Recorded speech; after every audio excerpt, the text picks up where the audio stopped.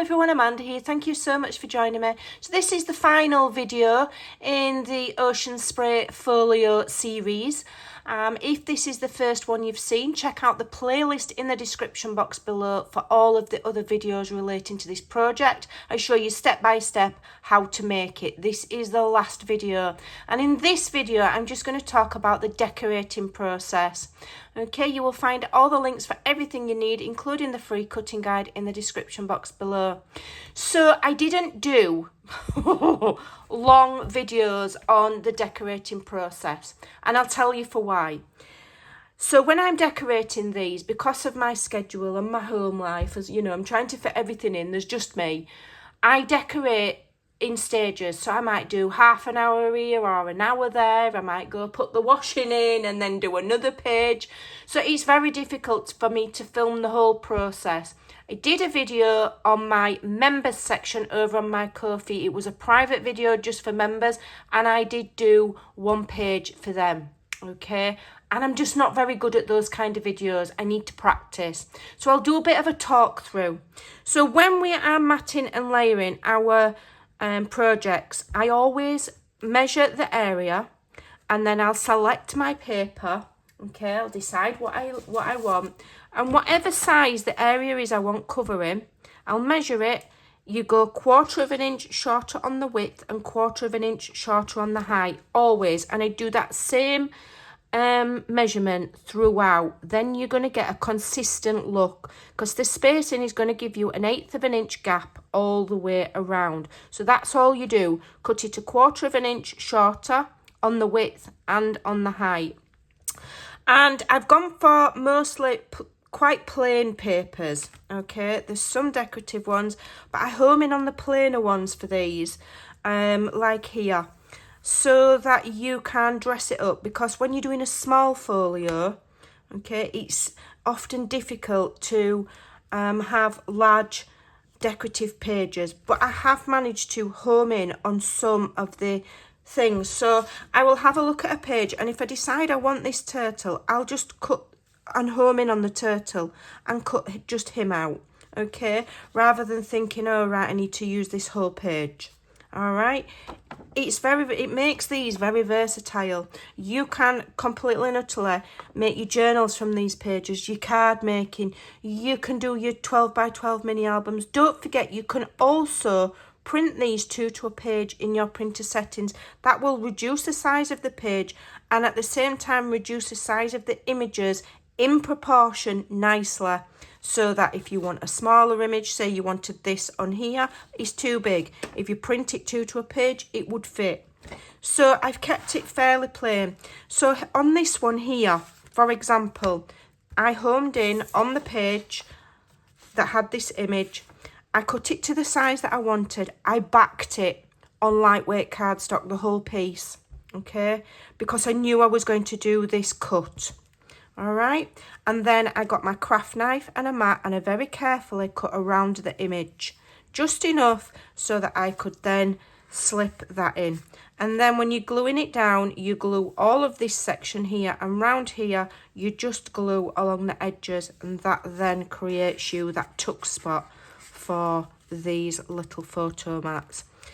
Okay, the little slots that I've done, I've used various things. I have got slot punchers like this from Stampin' Up. I have also got another one, here it is, this one here, which is an ID badge slot punch, and you can pick these up on Amazon. And this one is particularly good because it has a spacer there, so that you're always keeping it in a straight line, so that when you punch, let me show you, when you punch, you are punching in a straight line and they're lining up. Okay, so that one does quite a slim one, and this one does a fatter one, and I think these are called, I don't know what they're called. These are the Stampin' Up ones, and you punch and then you move it along and you punch again. Okay, all right, it doesn't always give a perfect neat edge, or you can cut it with a knife and a cutting mat and just cut a rectangle to make those little slots like that one. Okay, and I just do that in the paper, and then I've lined it with a strip at the bottom just to make it a little bit more sturdy, so that when I'm lifting this in and out of that pocket, it's not going to tear the paper. Right, what else do I need to tell you? So on where you've got the pockets like so, you can do more of a like a complete piece. So you cut one piece and then you just use the same paper and cut the second piece. Super simple, okay? And it's always nice when you've got quite a detailed image to use something plain at the side of it, and then use one of your patterns to lift out those images and enhance those colours, okay? So what else can I talk to you about?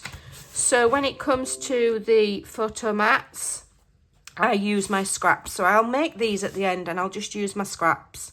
Okay, this is 5 by 7. Then I'll measure the gap and I'll do the same. I'll cut it 1/4 of an inch shorter on the width and 1/4 of an inch shorter on the height, because I like that measurement. And then here, this is a 1 full piece, so you just cut 1 piece, and then that piece there is just a tiny strip, okay, and then the next piece. Practice, okay, just practice. Remember, if you're using digitals and you cut something wrong, it's not the end of the world. You can just print another one out.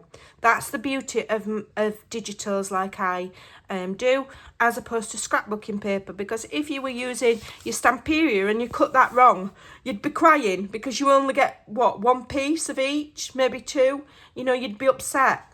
Whereas with the digitals, if you make a mistake, and I often do, you can just print another one and try again, okay, until you get it right. Right, so on here, again, super simple, nothing difficult there. I explained in a previous video how I made these. These are when I use my banner punch. It's the scrap, it's the waste from there. I've added that on. So have a look, think what punches you've got. How can you decorate the plainer areas? You know, you can even just punch a half circle and glue a half circle on and do some faux stitching. It just gives contrast of the dark against the light, okay? Alrighty, what's in here? Don't think there's anything major in that one to share. And then here, again, I explained in the tutorial, I should have layered that section with paper first before I laid that on, okay? But I got away with it by just adding a piece of this that matches here, it matches here, and it matches here, okay? And then I've used offcuts to line my pockets, but just giving it a little bit of interest. But we don't need, massive interest on there, because we're covering it up with a photo, and the photos are going to be our focal point. They're going to become the focal point. Here, when I've used these are cut aparts, fussy cuts from my collection. So I fussy cut this out, and then I measured the width of it. I think it was about 2 inches, and I've actually, on the back of there is a 2-inch circle of black card to give it a bit more strength. Okay, and then I've just used my eyelets. And this is one of the fussy cuts, just glued back to back.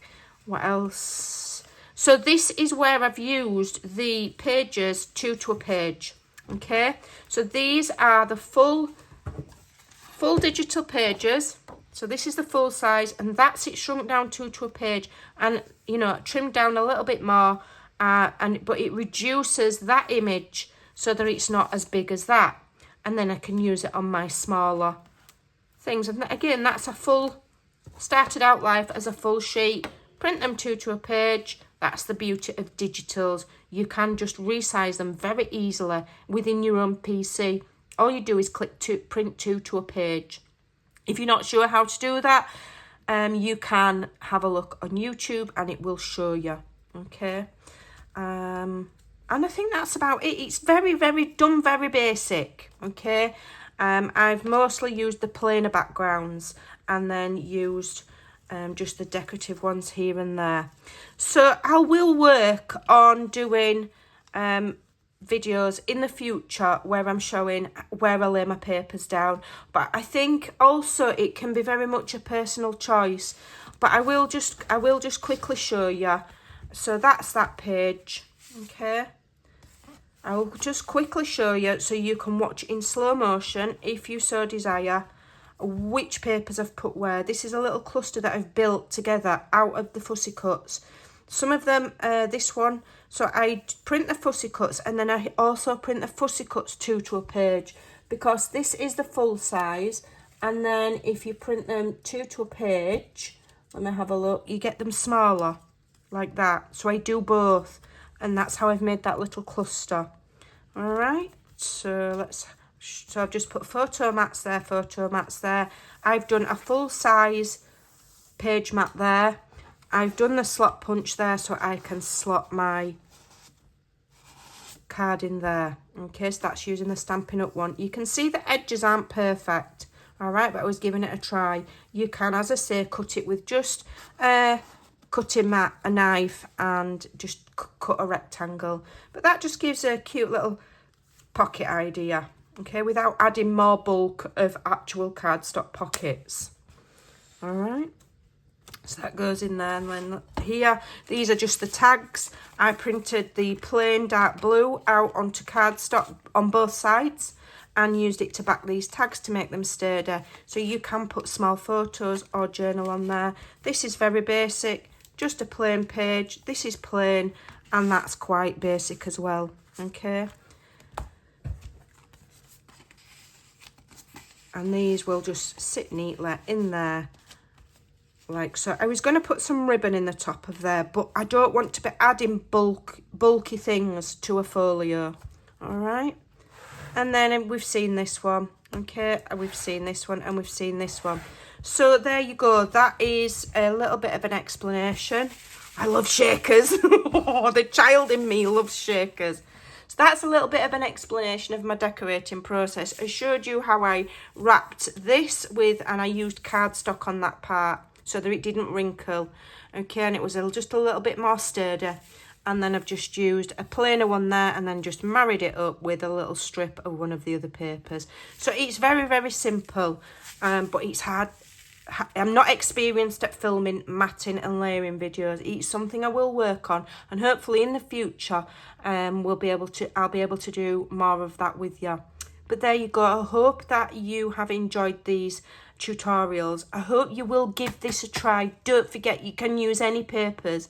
Give it a try. It's a lovely, quick and easy little project to make. We've got Christmas coming up. It would make a fantastic gift. Everybody loves photo albums, okay? Shop bought ones are terribly boring, terribly dull. Okay, you could even make one of these and add the photos for the person you're giving it to. What a fantastic present that would be. Absolutely lovely. So there you go. That ends this tutorial. That ends this free online class. I hope you've enjoyed it. And there will be more coming soon. When I've got on with some of my other work, I will do another one for you. So thank you so much for watching. Thank you to those that have taken time to make it. And I'll see you in the next video. Bye for now.